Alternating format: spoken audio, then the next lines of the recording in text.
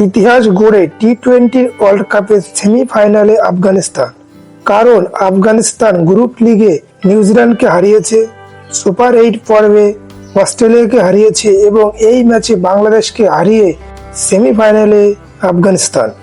বন্ধুরা, ভিডিওটি শুরু করার আগে আপনাদের কাছে একটা অনুরোধ, আপনারা চ্যানেলে নতুন হলে চ্যানেলটিকে সাবস্ক্রাইব করে পাশে থাকা বেল বাটন বাজিয়ে দিন এবং আমার পাশে থাকুন।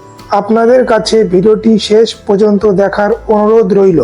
সুপার 8 এর এই ম্যাচে 3টি দলের ভাগ্য নির্ভর করছিল, আর টানা ভালো খেলে যাওয়া আফগানিস্তান শেষ হাসি হাসলো এবং 8 রানে বাংলাদেশকে হারিয়ে সেমিফাইনালে প্রবেশ করলো আফগানিস্তান। বিশ্বকাপ থেকে ছিটকে গেল অস্ট্রেলিয়া ও বাংলাদেশ। টস জিতে প্রথমে ব্যাট করার সিদ্ধান্ত নেয় রাশিদ খান। প্রথমে ব্যাট করতে নেমে আফগানিস্তান 20 ওভারে 115 রান করে 5 উইকেট হারিয়ে। আফগানিস্তানের শুরুটা ভালো হয়েছিল। 10 ওভারে আফগানিস্তান 58 রান করেছিল বিনা উইকেট হারিয়ে। গুরবাজ ও ইব্রাহিম জাদরানের মধ্যে 59 রানের পার্টনারশিপ হয়েছিল, যেখানে প্রথম 10 ওভারে আফগানিস্তান বিনা উইকেট হারিয়ে 58 রান করেছিল, কিন্তু পরবর্তী 10 ওভারে বাংলাদেশ বোলিং অসাধারণ কামব্যাক করে এবং আফগানিস্তানকে 115 রানে আটকে দেয়। কিন্তু শেষ ওভারে তানজিন হাসান সাকিবকে রাশিদ খান 2টি 6 মারে এবং ওই ওভারে 15 রান সংগ্রহ করে নেয়, যেটা আফগানিস্তানের ম্যাচ জেতার জন্য টার্নিং পয়েন্ট হয়ে দাঁড়িয়েছিল।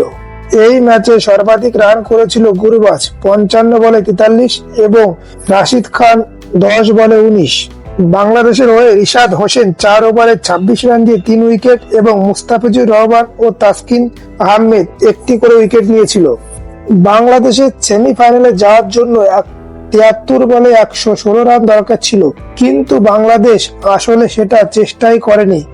যেখানে 73 বলে 116 রান দরকার, সেখানে শান্ত 5 বলে 5, সাকিব 0, তানজিন 0, সৌম্য সরকার 10 বলে 10, মাহমুদুল্লাহর মতো ব্যাটিং 9 বলে 6 রান করে।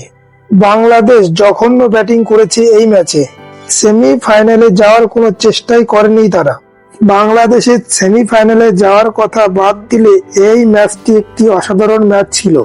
বৃষ্টির কারণে ডিএলএস নিয়মে 19 ওভারে বাংলাদেশের টার্গেট দেওয়া হয় 114। বাংলাদেশের ম্যাচ জেতার জন্য শেষ 2 ওভারে দরকার ছিল 12 রান এবং আফগানিস্তানের সেমিফাইনালে যাওয়ার জন্য দরকার ছিল 2টি উইকেট। যখন বাংলাদেশের ম্যাচ জেতার জন্য 9 বলে 9 রান দরকার ছিল, তখন নবীন উল হক তাসকিন ও মুস্তাফিজুরকে পরপর 2 বলে আউট করে দেয় এবং 8 রানে আফগানিস্তান ম্যাচ জিতে সেমিফাইনালে প্রবেশ করে। বাংলাদেশের হয়ে লিটন দাস 49 বলে 54 রান করে নট আউট থাকেন এবং রাশিদ খান 4 ওভারে 23 রান দিয়ে 4 উইকেট, গুলবদিন নাইব ও ফারুকি 1টি করে উইকেট নেয় এবং নবীন উল হক 3.5 ওভারে 26 রান দিয়ে 4টি উইকেট নেয়। ম্যাচের টার্নিং পয়েন্ট ছিল রাশিদ খানের শেষ ওভারে 2টি 6 এবং নবীন উল হকের পরপর 2টি উইকেট নিয়ে ম্যাচ জেতানো। ম্যান অব দ্য ম্যাচ নির্বাচিত হয় নবীন উল হক। এই টি-20 বিশ্বকাপে আফগানিস্তান অসাধারণ ক্রিকেট খেলেছে।